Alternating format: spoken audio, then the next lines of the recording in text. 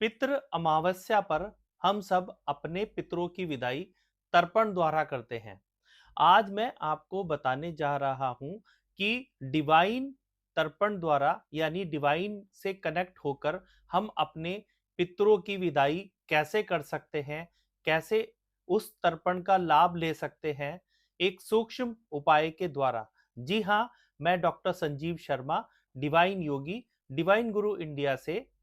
अगर आपने हमारा चैनल सब्सक्राइब नहीं किया है तो प्लीज कर लीजिए। अब हम जानेंगे जो हम आपसे कहना चाह रहे हैं कि डिवाइन तर्पण हम करेंगे। डिवाइन तर्पण का मतलब क्या है और ये होता क्या है। देखिए, जब हमारे पूर्वज इस शरीर में थे तो वो एक स्थूल शरीर था और आज वो एक सूक्ष्म शरीर के रूप में है, यानी वो एक सोल के रूप में है, इस ब्रह्मांड में है, इस यूनिवर्स में है। जब वो इस यूनिवर्स में है तो हम यूनिवर्स से ही कनेक्ट होकर उनकी आत्मा, उनकी सोल, उनकी एनर्जी को इनवाइट कर सकते हैं और उनको भोजन के लिए हम प्रार्थना कर सकते हैं। इस तरह से हम डिवाइन तर्पण कर सकते हैं। इसमें हम कुछ अलग सामग्री भी यूज करेंगे और आपको बताएंगे कि किस तरह से हमें ये क्रिया करनी है। सबसे पहले यह है कि पितरों की विदाई का उचित समय 10:30 बजे से 12:30 बजे दोपहर तक होता है, क्योंकि इस समय सूर्य अपनी पूर्ण ऊर्जा में हमारे सिर के ऊपर होते हैं। दूसरी बात ये कि दक्षिण दिशा को हम प्रेफरेंस देते हैं, क्योंकि दक्षिण दिशा की तरफ हमारे पितरों का वास मानते हैं। इसके साथ हम जो सामग्री लेते हैं, तांबे के लोटे में जल, कुश, अक्षत्र और काले तिल लिए जाते हैं। इसके द्वारा ही तर्पण किया जाता है। तर्पण के बाद हम सब लोग गौ माता के लिए, श्वान के लिए और कौवे के लिए भोजन निकालते हैं और उनको देकर आते हैं। पंडित जी को भोजन कराते हैं। ये हमारा एक अब तक का रिचुअल है जो हम अपने पितरों के निमित्त करते आ रहे हैं। डिवाइन तर्पण में हम सबसे पहले दक्षिण दिशा की तरफ एक घी का दीपक जलाएंगे और कुछ पुष्प चढ़ाएंगे। उसके बाद हम पवित्र मन से अपने दोनों हाथों को इस तरह से 10 से 15 सेकंड के लिए रब करेंगे। उसके बाद अपने हाथों को ऐसे फैलाकर यूनिवर्स से प्रार्थना करेंगे। पूरे सच्चे मन से श्रद्धा पूर्वक हम प्रार्थना कर रहे हैं कि मैं, मेरा नाम ये, मेरा गोत्र ये, मेरा स्थान ये है। मैं यूनिवर्स से प्रार्थना करता हूँ कि मेरे गोत्र के, मेरे कुल के जो भी पितर हैं, हजारों लाखों जो भी हमारे पितर हैं, वो आए और मेरे द्वारा किए गए इस तर्पण और इस भोजन को ग्रहण करें। इस तरह से हम उनसे प्रार्थना करेंगे और भावपूर्ण ऊर्जा को महसूस करेंगे कि वो हमारे पितर आ रहे हैं। एक वाइट ऊर्जा के रूप में वो आ रहे हैं और सारी सामग्री को देख रहे हैं और उसको ग्रहण कर रहे हैं।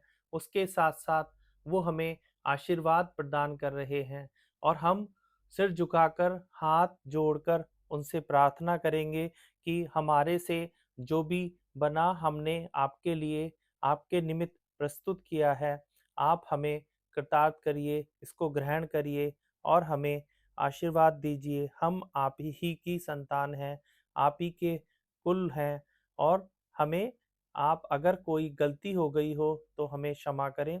इस प्रकार से क्षमा याचना भी करेंगे और उनको प्रार्थना करते हुए उनको विदाई भी देंगे कि जैसे आप इस वर्ष इस अमावस्या पर आप हमारे आग्रह पर यहाँ पर आए, हमेशा आते रहिए और हमें आशीर्वाद प्रदान करते रहिए।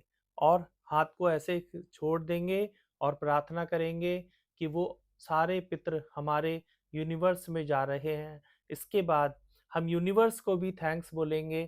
थैंक यू यूनिवर्स, आपने हमारी हेल्प की, हमारे पूर्वजों को यहाँ तक आपने भेजा, आप लेकर आए, उसके लिए आपका बहुत-बहुत धन्यवाद।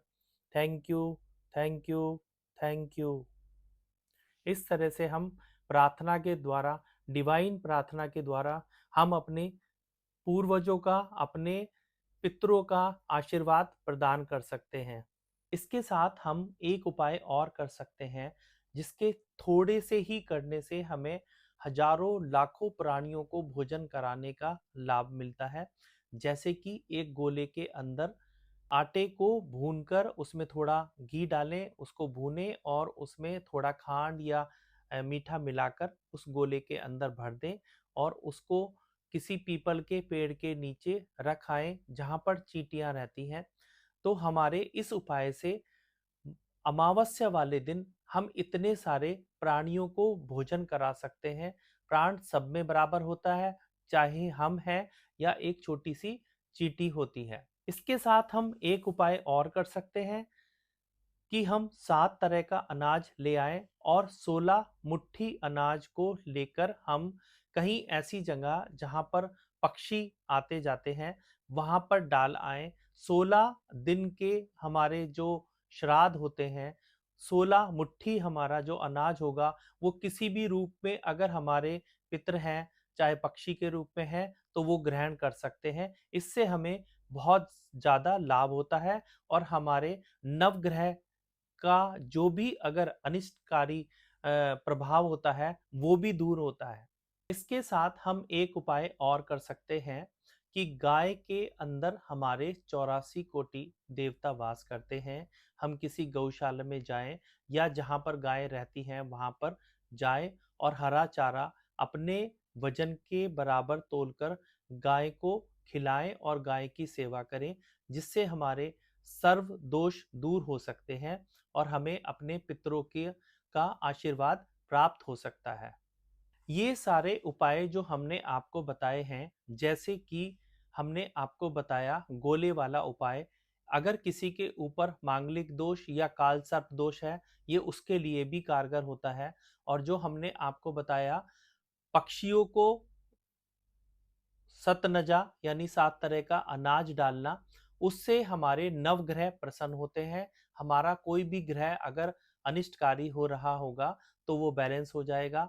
और नंबर 3 जो हमने बताया, गौ माता के लिए अपने वजन के बराबर हम उनको हरा चारा खिलाएँ, तो ये एक तुलादान भी होता है और हमारे ऊपर किसी भी तरह से कोई विपत्ति है, तो उसका निवारण इससे किया जा सकता है।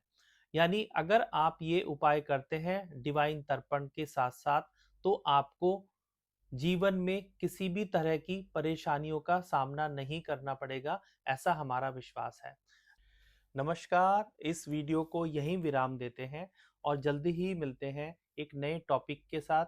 तब तक आप अपना विशेष ध्यान रखिए। जय श्री राम।